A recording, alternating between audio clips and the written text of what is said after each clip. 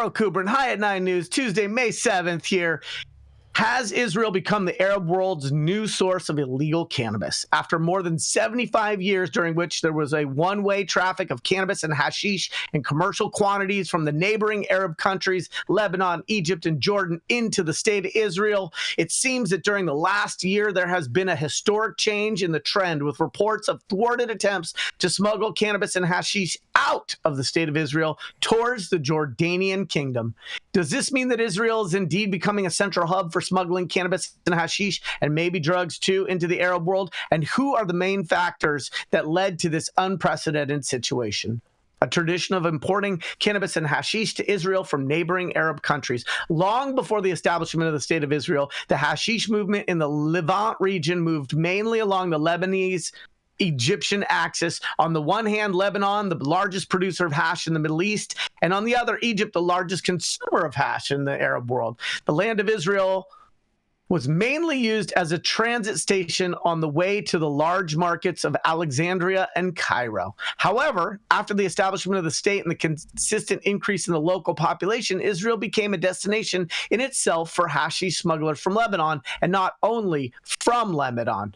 Already in the 50s of the last century, the first reports began to be published about caravans of Bedouin camels carrying sacks full of hashish making their way from Jordan to Israel. I would love to be on that trip. Starting in the 60s and 70s, Egypt also joined the celebration and became one of the main suppliers of hashish to the Jewish state. In fact, it can be safely said that for decades in a row, and probably even more, inexhaustible quantities of cannabis, hashish, and a variety of other substances arrived in Israel from the Kingdom of Jordan, Lebanon, and Egypt, and probably also from Syria in smaller numbers. In recent months, for the first time, reports began to be published about thwarting attempts to smuggle cannabis and hashish in the opposite direction, from Israel to Jordan. These reports raise a question of whether the bull has turned, and for the first time since the establishment of the state, Israel is the one that becomes the major supplier of cannabis to the Arab world, or at least to the Jordanian kingdom in particular. Phenomenon. Bedouins are caught with tens of kilograms of hashish and cannabis on the way to Jordan. About 4 months ago, on the first day of the new civil year, 2024, we reported here what was originally apparently the first time in history that the Israeli police thwarted the smuggling of a large quantity of cannabis originating in Israel and destined for the neighboring Arab country. The incident took place on the Rabin border, crossing into the city of Eilat, where a vehicle carrying 2 young Bedouin residents arrived at the scene and aroused the suspicion of the customs inspection. During the search, dozens of packages of hashish weighing 10 kilograms with an estimated value of 200,000 NIS were found on the side of the vehicle, according to the police report. Although the countermeasure operation did not receive almost any headlines in the mainstream media, it was an unprecedented incident that marked a worrisome change of trend from the point of view of the police and the army, since if these events continue, there is no telling how this phenomenon will develop and what its consequences will be. And here, about 3 weeks ago, on the weekend between March 15th and 16th, less than 4 months since the previous report, the Israeli police reported foiling another smuggling attempt from Israel to Jordan, this time on an even larger scale, 5 times larger than the previous smuggling attempt that they caught.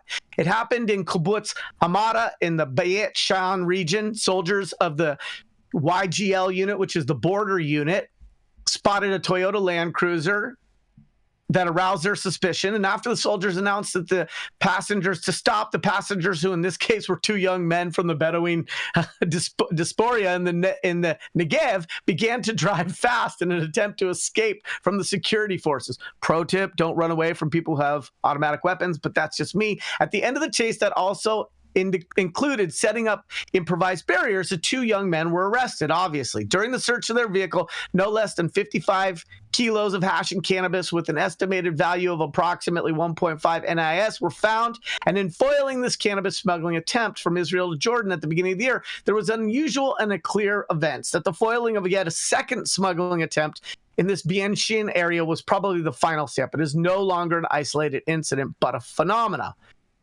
So let's talk about some of the reasons why. The drop in cannabis prices in Israel, the reversal of the historic trend that led to the fact that for the first time, Israel is the one supplying cannabis and hashish to the neighboring Arab countries and not the other way around can be attributed to at least two important factors. The first is related to the size of the cannabis market in Israel, and the second to the state of the drug market in the Jordanian neighborhood, or to their Jordanian neighbor. In regarding the situation in Israel, it is impossible to ignore the revolution that the local cannabis market has undergone the last decade and a half. If in 2010 the country suffered from an unprecedented drought, that resulted in extreme prices of approximately 100 to 120 NIS per gram of cannabis, and sometimes even more. Today, in 2024, the situation is completely different. And so the medical industry, cannabis growed. There was at first only 150,000 patients, and over time, prices have dropped. Now, I could keep going on, but in the interest of time, Israel cannabis is also being found in Dubai. And so I think there's some interesting comparable dynamics, and I just kind of want to close with this. As we see mature markets, whether they're in the desert of Desert Hot Springs or they're in the desert of Israel, we see mature markets, we see price compression. And when there's price compression, enterprising entrepreneurs tend to find ways to get their biomass to higher priced markets. Anyway, this is Yarrow Kubrin with a little international twist. I'd like to know what my other guests and panelists think and feel about this article today. Man, did you go to Hebrew? Did you go to Hebrew school? No.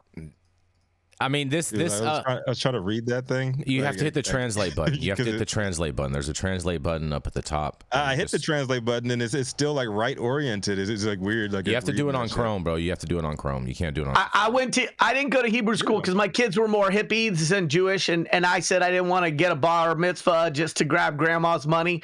And I grew up in a neighborhood that didn't have a lot of Jewish people. My children went to Hebrew school, and then. So I think the pendulum swings in terms of cultural affiliation. But I read the English version. It was a joke. Yeah, it was a joke. I just thought it was interesting. And I could ad-lib the pronunciation of anything in that article. And if I ad-libbed it, nobody's going to know if I mispronounced it. All right, hold on. Let's talk about the story for a second. Let's get into the story for a second. Yeah, I was getting to Jason before you said, "Oh, yeah." You got Yarrow all fired up, bro. You got him all riled up right now. I'm trying to lead into it, bro. So I mean, this just highlights the story. What I was gonna say there is like, it was inevitable that Israel was going to be turning into the trap, to the trap central of the Middle East. Well, hold on, but Rico, this just remember the story we covered? I think it was about maybe 6 or 8 weeks ago or so. That was talking about the smuggling that was going on in Israel and Gaza and everything, and how they were saying to boycott. The Israeli smugglers? They were saying to boycott the Israeli smugglers. Don't buy the weed from Israelis. They were saying. And now we have this article that's coming out today. Yeah, because they were I think they were like blocking the Moroccans that were trying to get. Exactly. Mm-hmm. Yeah, and they said they were going to boycott Israeli hash. Mm-hmm. So and we called it, did we not, Jason? We said the trap is going to thrive. It's going to thrive, and look, we got this article today.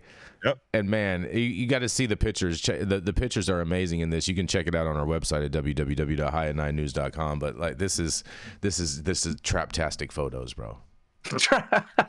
They are pretty traptastic. Yeah. It wasn't me making a knock or talking shit or anything. I was like, yo, like this is pretty cool. Mm-hmm. Like I hit the translator button and it was still in English, but it was right oriented, like you would read. Cute. In Hebrew. Yeah, exactly. It's because because you got to be right, otherwise you're wrong. That's just how it works, Rico.